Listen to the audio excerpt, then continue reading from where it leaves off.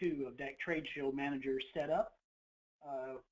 We'll navigate over to the Trade Show menu by taking option 3, then 22, then option 20.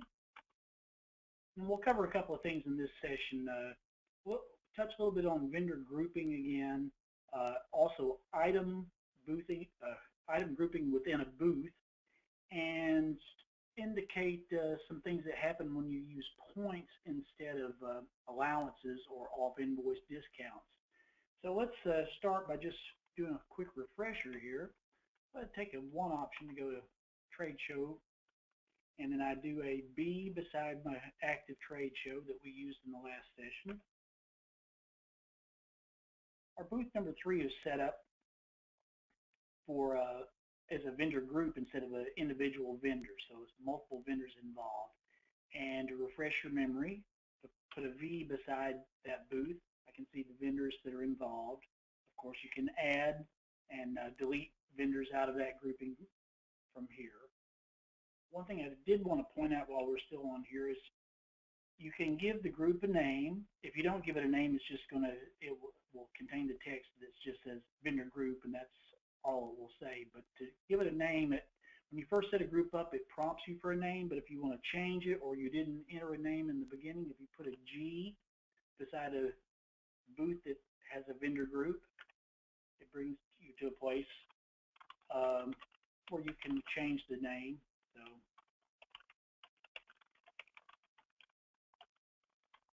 to be whatever you want it to be.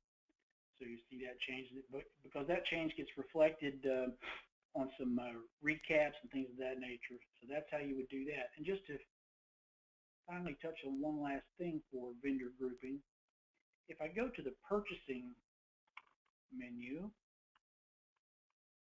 navigating through some stuff here, and then work with vendors, you'll notice an entry up here at the top, Trade Show Manager Group. So if you want to come from this side, if you happen to be over looking at vendors and you want to see how things are grouped, if you do key a group number in, you can see the vendors that are part of that group. So back again once to our group 100.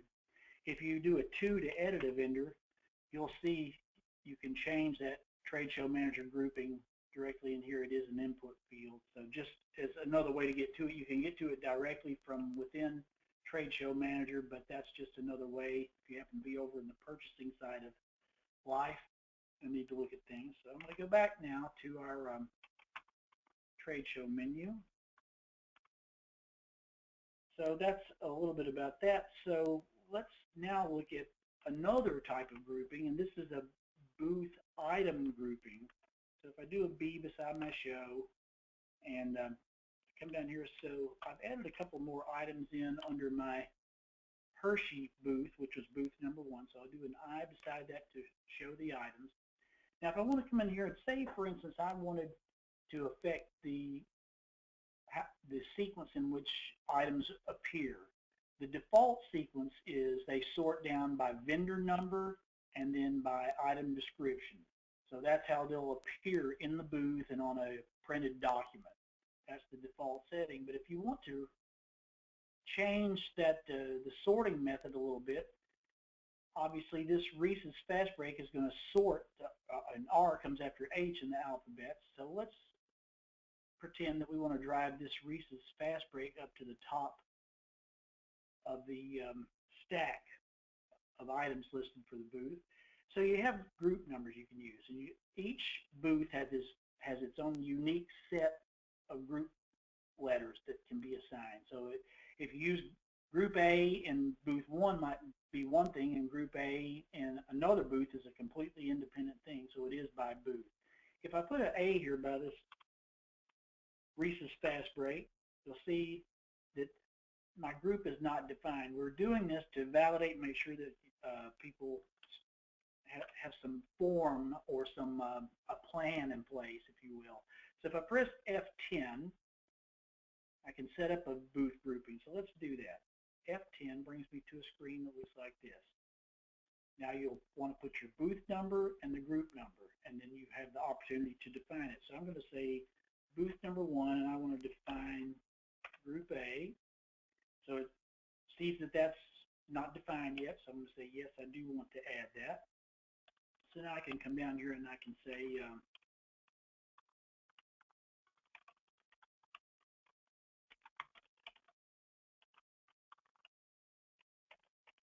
let's just say something like this. Meaningful, you would do something more of a practical entry in your setup. So I could add, now I can say that is an A item. If I want to put all these kisses together, maybe I want them to fall somewhere else. So let's add another group before I put them in here. So let's say booth number 1, group B. I'm going to add that. Give it a description. Something that makes sense to you, just to pull things together. So now I can go put a B beside all of these entries.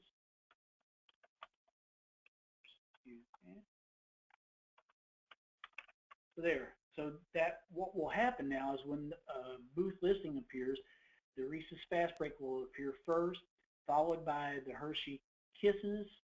They're in group B, and then everything else will sort down after those by vendor, by item description. So that's a way to control that. So that's a little bit about grouping. Now we can take it to a different level of information on the booth grouping if we're operating under a points as opposed to a an off invoice allowance type scenario. You can do that. I also wanted to show you while we're in here before I go make another change is the fact that you can set something up as a fixed price. So it might be an off invoice allowance if you're set for that type of mode, or it could be a special show price.